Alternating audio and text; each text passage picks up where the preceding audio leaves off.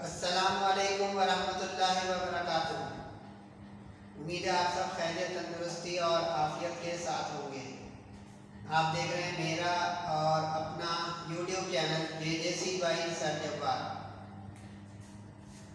आज की video first year pre engineering और कंप्यूटर साइंस वालों के मैथ्स सब्जेक्ट के चैप्टर 2 मैट्रिसेस एंड डिटरमिनेंट्स की एक्सरसाइज 2.6 के क्वेश्चन नंबर 5, यानी ये तीसरी वीडियो है, तीसरा लेक्चर है इस एक्सरसाइज का। आप लोग बोर ना होइएगा प्लीज़, क्योंकि ये लग रहा होगा कि काफ़ी टाइम ज़ाया करा रहे हैं ये टीचर कैसे हैं सर जवाब। तो ख्याल रहे कि समझाने में टाइम लगता है और समझने में भी टाइम लगता है, तो इसमें थोड़ा पेशेंस और हौसले के साथ करना होगा, क्योंकि ये थोड़े बड़े और ट्रिकी और मुश्किल क्वेश्चंस हैं। अगर मैं तेज सिर्फ कॉपी करा लूँ तो आपके पास सॉल्यूशन तो पहुंच जाएगा, लेकिन मोर लाइकली आप अंडरस्टैंड नहीं कर पाएंगे। तो ये इसलिए थोड़ी सी वजाहत हो गई कि पेशेंस और सब्र और थोड़ा सा मुसलसल वीडियो में साथ रहना। तो इस क्वेश्चन 5 का नाम होगा गॉस जॉर्डन। सही है, तो शुरू करते हैं आज का। बिस्मिल्लाहिर्रहमानिर्रहीम। क्वेश्चन नंबर 4 की तरह इसमें भी आपको 3 इक्वेशंस दी हुई होंगी। सिर्फ फर्क ये होगा कि आपको क्वेश्चन पिक करना होगा ऊपर वर्डिंग में से।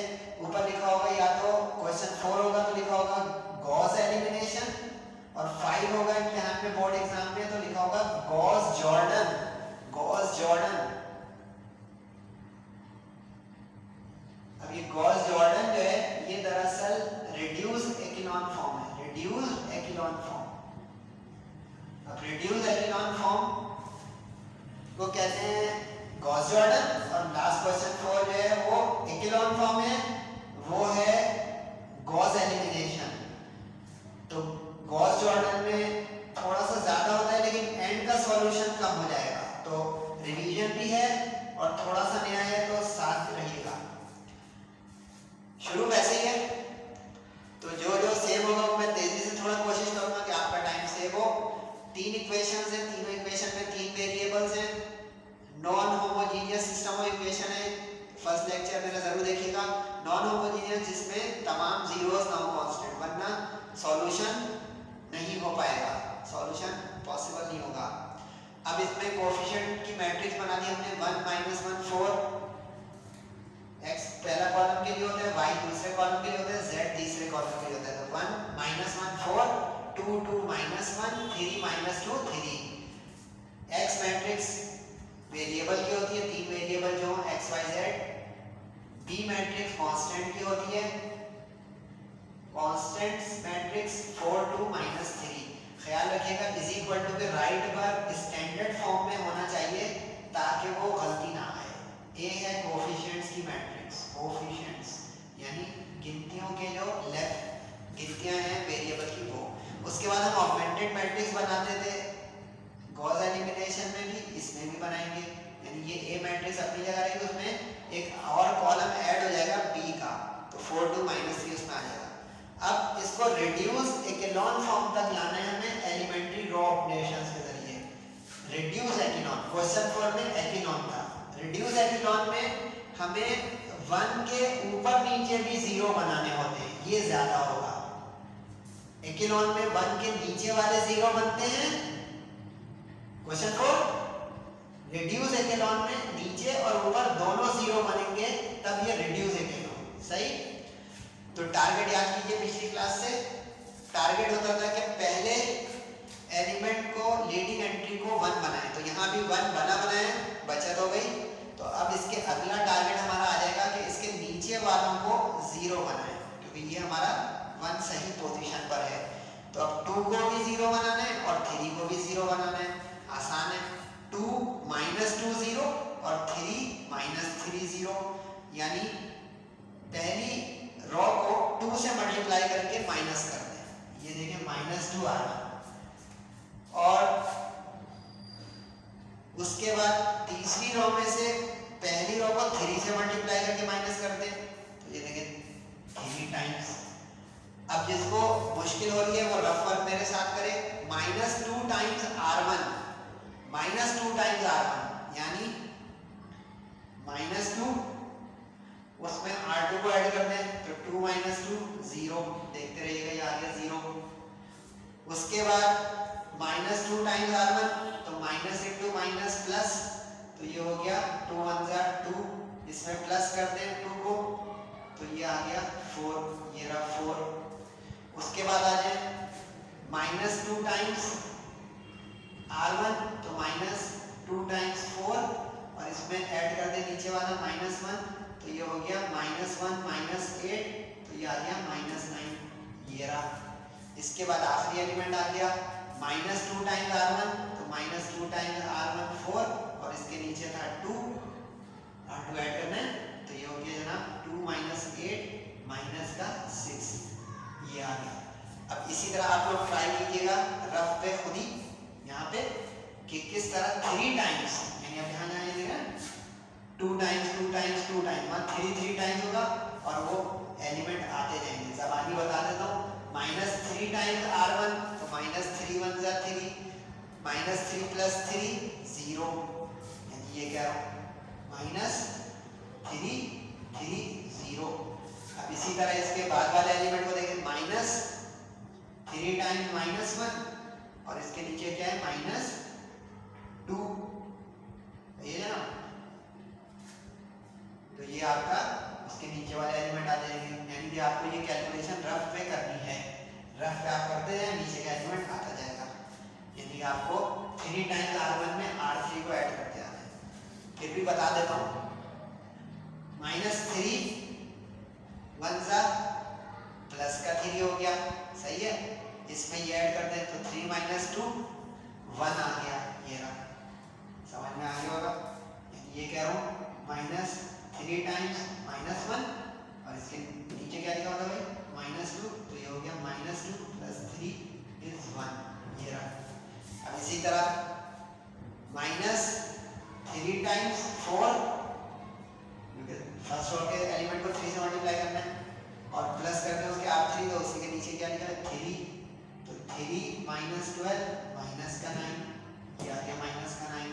आखिरी एलिमेंट रह गया, यहाँ पे 4 है तो -3, क्योंकि ये वाला 3 ये वाला, देखो माइनस वाला काम मैं पहले कर रहा हूँ ताकि गलती ना हो, क्योंकि ये गलती हो जाएगी मिलेगी नहीं। इसमें R3 को ऐड कर दें यानी -3 को, तो ये हो गया -3 -12 माइनस का 15, ये रहा। अब तो यकीनन समझ में आना चाहिए। अब अगला टारगेट क्या होता था कि सेकंड रो के लीडिंग एलिमेंट को 1 बनाएं, सेकंड रो के लीडिंग एलिमेंट को 1 बनाएं, यानी इसको। अब गौर करें तो इसके नीचे एक 1 है, तो कभी ऐसा हो कि हमें जहां पे 1 चाहिए उसके ऊपर या नीचे कहीं 1 हो, आप इंटरचेंज कर दें, ये भी एलिमेंट्री रो ऑपरेशन होता है। इसको लिखने का तरीका ऐसा होता है कि जिस रो को जिस रो से बदल लेंगे वो साथ साथ लिख देगा, जैसे 2 3, यानी 2 को 3 से बदल दें तो देखें 1 -9 -15 ऊपर आ गया और 4 -9 -6 नीचे आ गया, अदल बदल। सेकंड रो को थर्ड रो से एक्सचेंज, तो 3 रो ऑपरेशंस होते हैं एलिमेंट्री, एक एक्सचेंज करना, एक ऐड करना और एक सब्ट्रैक्ट करना मल्टीप्लिकेशन स्केलर से। जैसे 4 टाइम्स स्केलर मल्टीपल है, 3 टाइम्स स्केलर मल्टीपल है, टोटल 3 एलिमेंट्री ऑपरेशन है, रॉस का एक्सचेंज, एडिशन या स्केलर मल्टीप्लिकेशन के साथ एडिशन सब्ट्रैक्शन। अगला टारगेट हमारा अचीव हो गया 1। अब इसके नीचे और ऊपर, अब देखिए यहाँ पे फर्क आ रहा है, यहाँ पे आपको ध्यान रखना है, यहाँ पे फर्क आ रहा है, क्योंकि अगर अब हम क्वेश्चन 4 कर रहे थे तो सिर्फ नीचे वाले इसको 0 बनाते, लेकिन हम इसको और इसको दोनों को 0 बनाना है। अब हमारा टारगेट है इसको भी 0 बनाना और इसको भी 0 बनाना। एक चीज नोट करते रहे आप लोग कि जिस स्टेप में 1 बनाना होता है उस स्टेप में मैं एक स्टेप को एक ऑपरेशन से दिखाता हूँ, लेकिन जहाँ पे 0 बनाना होता है तो चूंकि 2 0 बनाने होते हैं कभी, तो वो साइमल्टेनियस एक ही, वरना स्टेप लंबे हो जाएंगे और ज्यादा लंबा सवाल हो जाएगा। अगर आप पहले एक 0 बनाएंगे फिर एक और बनाएंगे वो गलत नहीं है, फिर पेस ज्यादा रखें, स्पीड ज्यादा रखेंगे, पहले एक 0 फिर दूसरा 0, लेकिन प्रैक्टिस में लाएंगे ये दोनों 0 एक ही वक्त में। आगे बढ़ते हैं, अब इसको 0 बनाना है और इसको, तरीका ये कि पहले नीचे वाले को 0 बनाएंगे, तो जैसे रॉ 3 में ऑपरेशन हो रहा है तो रॉ 3 वाले को आप 0 बनाना है, यानी कि अब यहाँ पे हमें 0 चाहिए। तो और करें 4 माइनस 4 से 0 हो जाएगा। तो ये मैं रब जो किया है, अब आप लोग खुद कोशिश कीजिएगा। देखिए कर चुका हूँ माइनस माइनस, तो बिल्कुल वही काम करना है कि अब रॉ 2 वाले को -4 से मल्टीप्लाई करते हैं।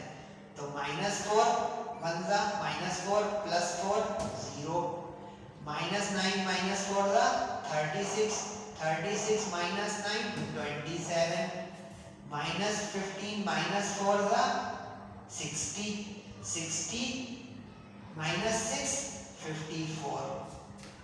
तो ये ज़बानी भी कर सकते हैं अगर आपको मैथ थोड़ी अच्छी आती है। लेकिन मैंने यहाँ पे ज़बानी करके दिखाया। अब इसके ऊपर वाले को 0 बनाना है।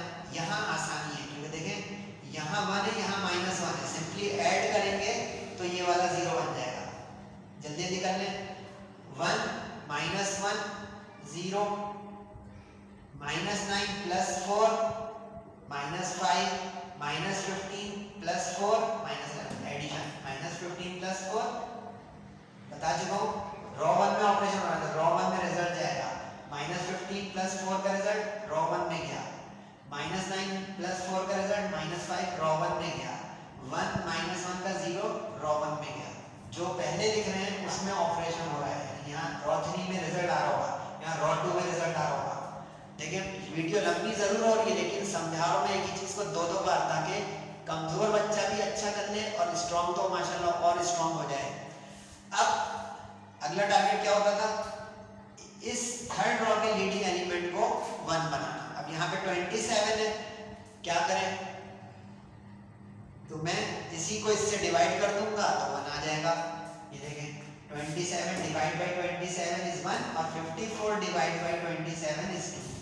ये वाला 2 है, 54 डिवाइड बाय 27 इज 2 और पहला वाला 27/27 तो 1 हो गई। तो ये टारगेट अचीव हो गया। अब इसके ऊपर वाले 0 बनाने, एक्सेलॉन में ये नहीं था, ख्याल रखिएगा, मंजिल करीब है, थोड़ा सा बर्दाश्त। अब ऊपर के 2 को 0 बनाना है। अब यहाँ पे एक आसानी आ गई, अब गौर करें आप लोग, एक आसानी आ गई और वो ये आ रही है कि यहाँ पे साइन ऑलरेडी चेंज है, यानी कि माइनस है। तो माइनस के साथ प्लस करने से वो माइनस प्लस 0 हो जाता है। तो अब यहाँ पे देखें एडिशन के जरिए हो जाएगा, यानी मैं क्या करूंगा, रॉ 1 के साथ -5 सही है और यहाँ पे 5 बन जा 5, तो -5 +5 0 आ गया। अच्छा आप लोग सोच रहे हो पीछे का क्यों नहीं बता रहे हैं, क्योंकि ये जो 0 आ जाते हैं ना तो वो डिस्टर्ब नहीं होते, इसीलिए ये ख्याल रखिएगा कि जो 1 आ जाए, ये अंदर की बात एक बता दूं कि 1 आ जाए उसके नीचे 0 लाएं, इसीलिए क्योंकि अगर आपने उसके ऊपर के 0 यानी डिस्टर्ब अंदाजा कर दिया तो जो बनी हुई वैल्यूज है वो खराब हो जाएंगी, ये ख्याल रखिएगा। जब देखिए ये पीछे का इसलिए नहीं बता रहा, वो बन चुकी हैं तो अब खराब नहीं होगी क्योंकि 0 और 1 का गेम है। अब यहाँ पे दोबारा बता रहा हूँ -5 5 बन जा 5 0, ठीक हो गया। अब -11 और यहाँ पे 5 2 जा 10, -11 और 5 2 जा 10, -11 + 10 -1 ये रहा। तो ये रॉ 1 में ऑपरेशन हो गया। अब नीचे वाले रॉ में आ जाए, यानी रॉ 2 में ऑपरेशन करने के लिए यहाँ 0 एक लाना। अब देखें -9 के साथ यहाँ पे क्या है भाई, तो -9 + 9 0 हो जाएगा। तो देखो 9 1 जा 9 -9 0, ठीक। यहाँ पे आ जाए भाई 9 × 2, थर्ड रॉ ये चल रही है ना, 9 × 2 और इसमें -15 कर दें तो 18 - 15 इज 3, ये रहा। समझ आ रहा होगा आप लोगों को, इस 10 - 11 -1 ये रहा। अब ये कहलाएगी रिड्यूस एक्लॉन फॉर्म, ये है रिड्यूस एक्लॉन फॉर्म। क्यों रिड्यूस एक्लॉन है, क्योंकि देखें पहली एलिमेंट्री लीडिंग 1 नीचे दोनों 0, अगले रॉ की पहली लीडिंग एंट्री 1 ऊपर नीचे 0, तीसरी लीडिंग एंट्री तीसरी रॉ की पहली 1 ऊपर 0। अब इसमें ये फायदा होता है कि पीछे तो स्टेप ज्यादा हो गए, आगे कम हो जाएंगे, क्योंकि फॉरन इक्वेशन बन जाएगी। पहले आप इसको डिटैच करें, जैसे हमने क्वेश्चन 4 में किया था, डिटैच यानी लाए थे अपने मतलब से, अब हटाए अपने मतलब से, तो -1 3 2 आखिरी कॉलम में वापस चला गया, जो बी था हमारा, जो आया था यहाँ पे आगे चला गया। अब गौर से देखें, ये जो 1 1 1 आ जाएगा ना, यानी कि ये एक तरह की स्केलर यूनिट मैट्रिक्स बन जाएगी। ये देखें ये फौरन आंसर देख लो, x plus 0 is equal to -1, पहला आंसर। 0 प्लस वाई प्लस 0, क्योंकि पहला x का था, दूसरा y का था, तीसरा z का, तो देखिए ये x की वैल्यू देगा, ये y की वैल्यू देगा, ये z की देगा। इसीलिए इसको एलिमिनेशन मेथड कहते हैं कि ये एलिमिनेट कर करके फौरन ही फारिग कर देता है वेरिएबल्स को। x is equal to -1, y is equal to 3, z is equal to 2। आसान है, लेकिन यहाँ पे कुछ बारीकियां हैं, रफ वर्क भी देखिएगा, फेयर वर्क भी देखिएगा। इसीलिए मैं दो रंग से पेन से काम कर रहा हूँ कि ब्लैक से फेयर हो जाए, रेड से समझने वाले बच्चे समझें। वीडियो को लाइक जरूर कीजिएगा। अभी तक अगर आपने चैनल को सब्सक्राइब नहीं किया है तो सब्सक्राइब जरूर कर दीजिएगा और अपने दोस्तों को भी बताइएगा, रेफर कीजिएगा जेजेसी भाई सर के बाद। इंशाल्लाह अगली वीडियो आखिरी होगी इस चैप्टर की 2.6। आप लोग सोचोगे बाकी एक्सरसाइज या तो एमसीक्यूज हैं या शॉर्ट क्वेश्चंस इस तरह के जो कम इम्पोर्टेंट हैं, तो वो मैं सेशन के एंड में कभी जब मोटी मेन चीज़ें हो जाएंगी इंशाल्लाह उसमें फास्ट पेस पे जल्दी आपको ब्रीफ करूंगा। तो इस तरह के मैं एक सिस्टमैटिक में चल रहा हूँ, सिर्फ गाइड को अपनी के 2.1 से 6 तक करा दिया, बच्चे को पता ही नहीं है कि इसमें कौन से मोस्ट इंपॉर्टेंट क्वेश्चन है, कौन से लेस। तो ये मोस्ट इंपॉर्टेंट है। तो अगली क्लास इंशाल्लाह चैप्टर 2 की आखिरी होगी। तब तक अपना, अपने दोस्तों का, अपने अहबाब का, अपने भाई बहनों का और वालिदैन का बहुत ख्याल रखिएगा। इंशाल्लाह बहुत जल्दी आपसे मुलाकात होगी है दूसरी एक नई कारामद वीडियो के साथ। तब तक के लिए अस्सलामु अलैकुम व रहमतुल्लाह।